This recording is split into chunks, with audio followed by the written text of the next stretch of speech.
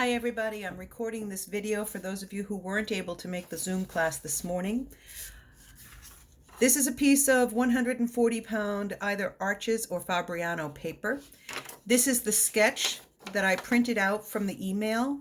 A lot of people have said that the sketch that's on my website and the one that's in the email, it's the same one. It's been printing too small for them. So if you have Illustrator, I would open it in that program. Otherwise, open the file in Paint or Word and resize it.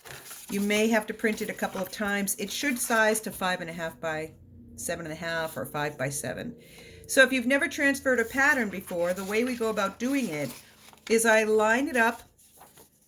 I line my watercolor paper up under my sketch, and then I take a piece of this, it's called graphite paper, and you can find some online, I'm sure. I do not like the Sorrel. I like the one that Michaels carries. If they have online, you can order it online and they'll ship it. You want to just trace one line of your sketch and make sure that it's transferring properly onto your watercolor paper. This will also give you a chance to see how hard you need to bear down.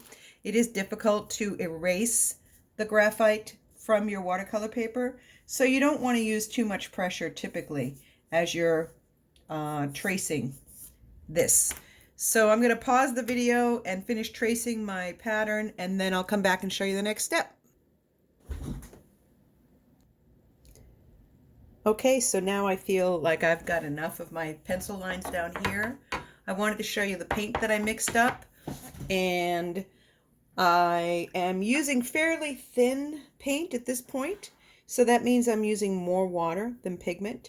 And you're going to mix up some pink and a little bit of yellow, and then we need a little yellowish green and a little bit of a darker green, which I made by adding some cobalt blue to my sap green. So I've got permanent rose and cadmium yellow light, sap green with a little yellow, and sap green with a little bit of blue. The first step for this painting is to do a wet into wet underpainting. So to do that, I'm going to take a nice big flat brush, and I'm just going to lay water right onto the paper. And I don't want the paper to be terribly saturated. We certainly don't want the water dripping and pooling, but we just want to dampen the whole piece of paper.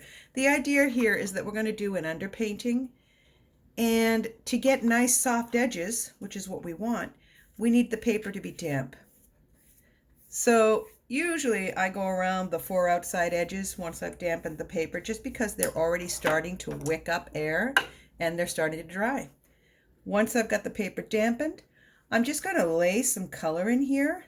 Now, watercolor pigment will fade as it dries, and it will fade up to 40%. And the amount of fading that it does is related to the amount of water that you used when you put the colors down there. So I'm using quite a bit of water, as you should be as well. You can see that it's pooling. I'm just going to let that water run down that edge, and then turn the paper. And then I'm going to pause the video again while this dries. To save time, you can use a blow dryer at this stage of the game, but you want to keep turning your paper until your pigments stop moving. You can see my pigments are still moving here, at least I hope you can. So I'm just going to keep babysitting this a little bit. One thing to keep in mind at this stage of the game, you pretty much ignore your sketch lines. You're putting tones, you're just toning the paper a little bit. I mean, obviously that's not going to be a pink line back there, but we just want some random color. It gives the painting a nice little glow when it's finished, some unexpected hues, and it also gives some cohesiveness. All right, so I'll pause again while I let this dry.